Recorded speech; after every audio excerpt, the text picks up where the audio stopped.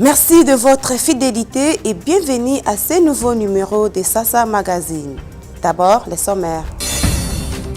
La population congolaise et ses dirigeants invités à placer au centre de leurs préoccupations le changement et l'intérêt commun. Les acteurs de la société civile du Kasaï central qui ont fait cette interpellation en marge des 61 ans d'indépendance de la RDC exhortent le pouvoir public à faciliter la pleine réalisation des droits sociaux, économiques et culturels au pays. Sasa Magazine. Grave violation des droits de l'homme au Kasaï. Le gouvernement congolais annonce pour bientôt le début de l'opération de réparation en faveur des victimes. Des centaines de familles qui ont fait encore entendre leur voix réclament que justice leur soit rendue. Sasa Magazine. Pour permettre aux Congolais de tirer profit de l'indépendance, les dirigeants et toute la population doivent se remettre en question et se laisser conduire par le vent du changement. Avis d'un acteur de la société civile évoluant dans la région du Kasaï émis en marge de la célébration des 61 ans de l'indépendance de la République démocratique du Congo.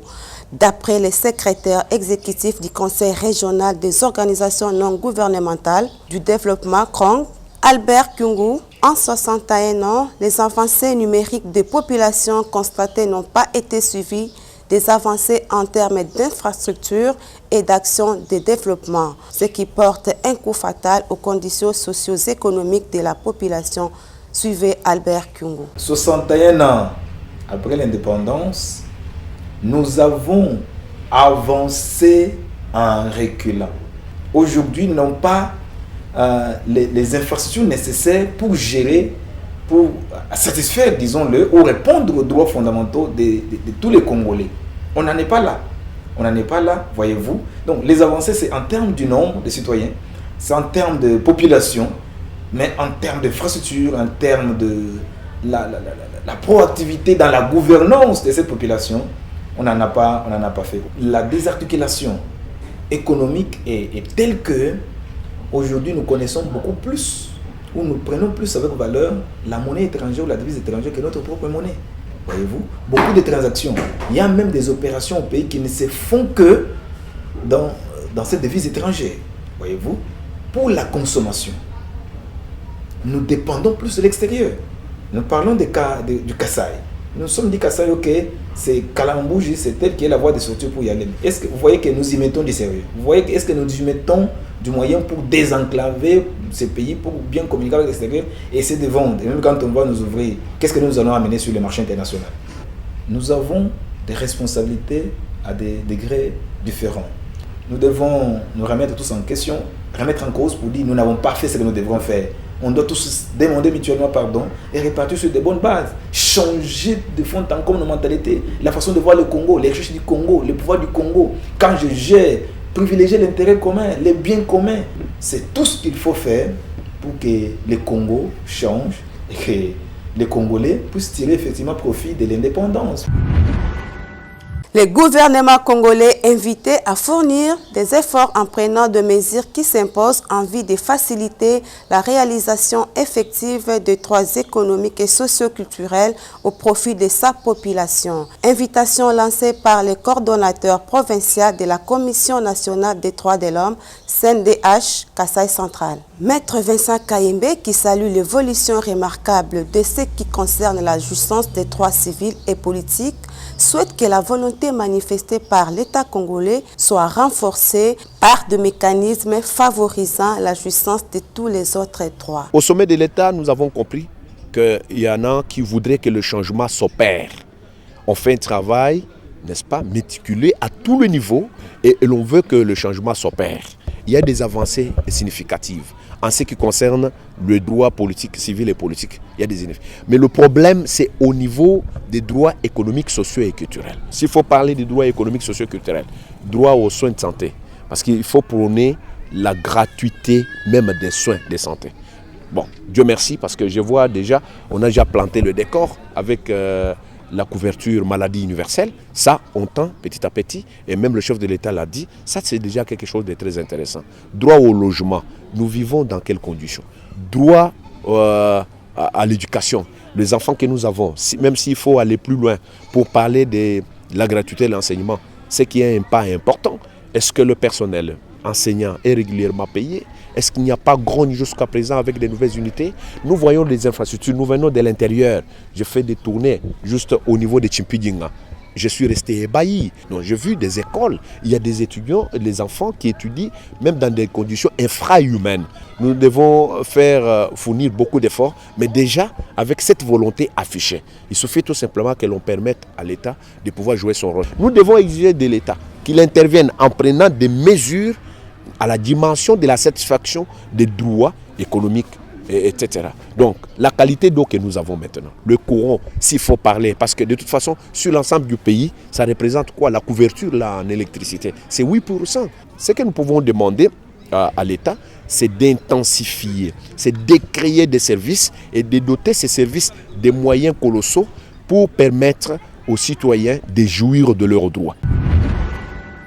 L'État congolais devra commencer en ce mois de juillet 2021 l'opération de réparation en faveur de victimes de graves violations des droits de l'homme à l'instar d'autres coins du pays.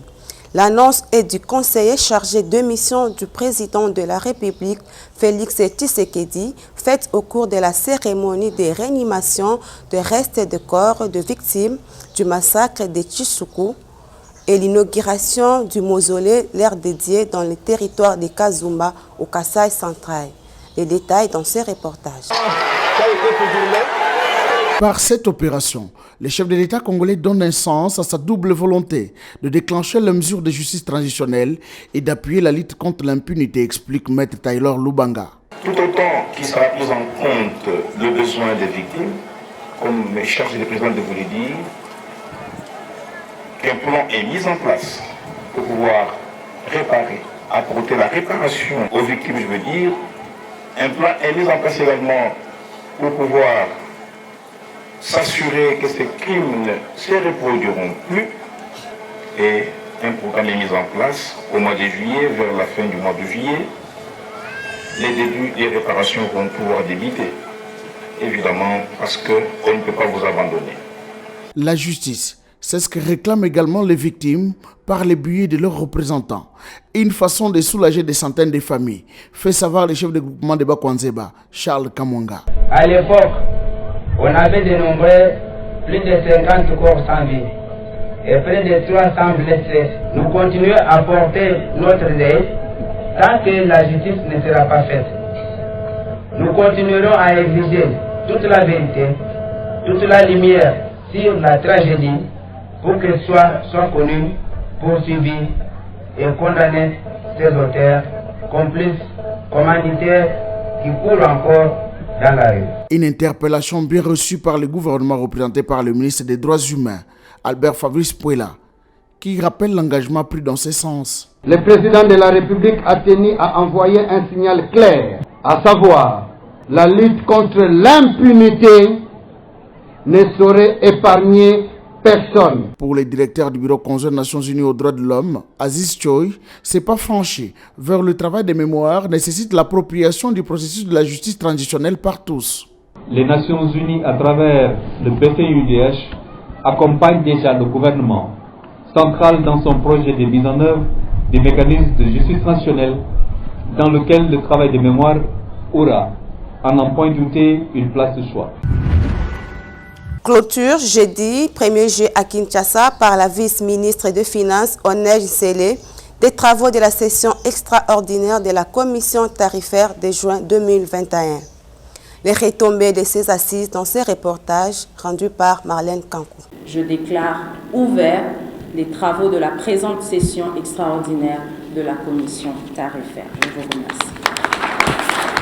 Ces travaux tenus du 28 juin au 1er juillet 2021 ont débouché sur la validation du projet du tarif douanier de la RDC applicable dans le cadre de la zone de libre-échange continentale africaine. Des résultats atteints pour ces 3 jours de travaux qui régissent le directeur général ad intérim de la DGDA. La DGDA s'engage donc en même temps à accompagner le gouvernement de la République dans ce processus de la mise en œuvre de la ZLECAf et à participer activement à toutes les actions pouvant permettre à notre pays de réussir son intégration économique africaine. La vice-ministre des Finances, Onej Sele, qui assure les entreprises congolaises de l'accompagnement du gouvernement dans l'optique de faciliter les échanges commerciaux, invite la DGDA à contribuer à l'amélioration des performances du pays dans ce nouveau contexte. Je voudrais rappeler à la Direction générale des douanes et assises son devoir de former les cadres et agents de la douane sur le tarif de la SLECAF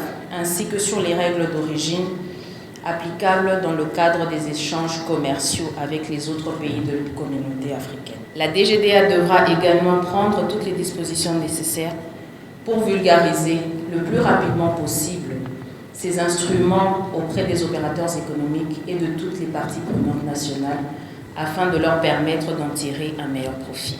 Sur ce, je déclare close la session extraordinaire de la commission tarifaire du mois de juin 2021. Je vous remercie.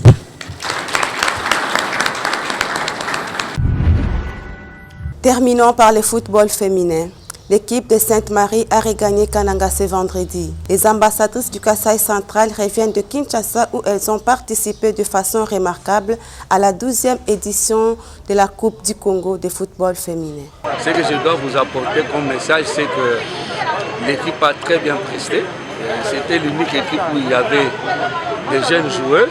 Et il y a quelques joueuses qui sont présélectionnées dans l'équipe nationale. Il y a d'autres qui vont nous quitter pour aller dans d'autres grands clubs de Kinshasa et de Lubumbashi.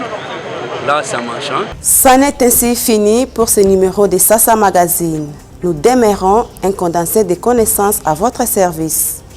Bon week-end.